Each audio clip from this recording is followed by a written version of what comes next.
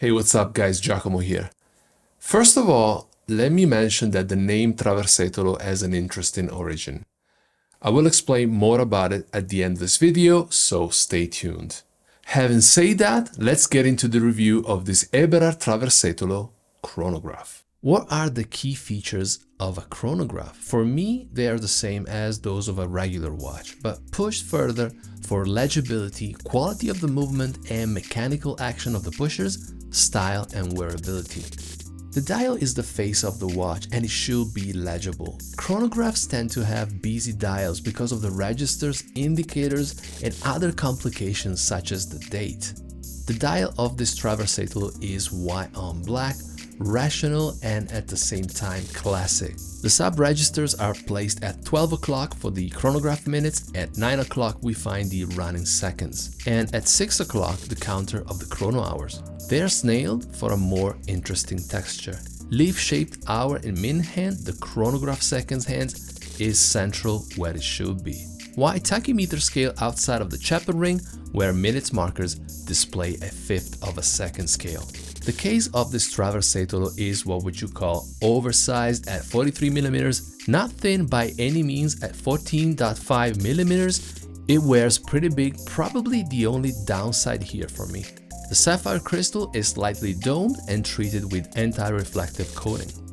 The lug size is 21mm, which can make strap replacement challenging as more common sizes are 20mm and 22mm. But that's not all. On this reference, the strap is fitted at factory with shoulderless spring bars, complicating that removal dramatically. The pushers are ergonomically curved and shaped to ensure smooth and comfortable operation. The screw-in crown is thoughtfully positioned at a slight distance from the case, ensuring effortless operation while the watch remains comfortably secure on your wrist. This Traversetolo features a display case back fixed by 8 screws.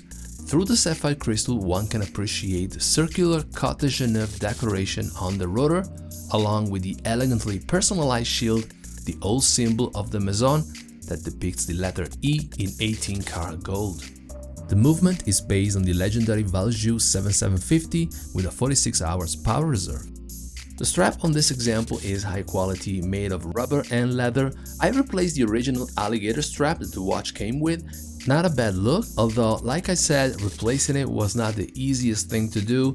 You cannot just go in with regular spring bar removal tools. It requires a special technique. The pin buckle is signed and beautifully designed. On my 18cm wrist, this Traversetolo feels quite substantial with its 43mm diameter, and its thickness further enhances the impression of an oversized watch.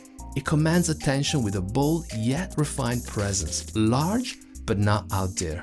While its size is noticeable, the watch doesn't feel heavy. Thanks to a substantial strap, it remains secure and doesn't wobble, making the overall package well balanced. The watch is presented in an exceptional packaging. Inside the box you'll find a leather case that opens by pulling at both hands. It rests flat on its case, with the strap undone and neatly secured by a holder. This unique and practical packaging doubles as a travel case, making it convenient for carrying the watch safely while traveling. The Traversetolo is a well-designed watch. The ergonomics of the pushers and crown enhance its practicality. The dial is highly legible and thoughtfully laid out, with leaf-shaped ends contributing to its classic aesthetic. The gracefully decorated Valjoux movement, visible through the sapphire crystal caseback, certainly adds to the charm of this chronograph. While the oversized case might be seen as a drawback, it doesn't significantly impact wearability. Il nome Traversetolo si deve ad una vicenda un po' triste.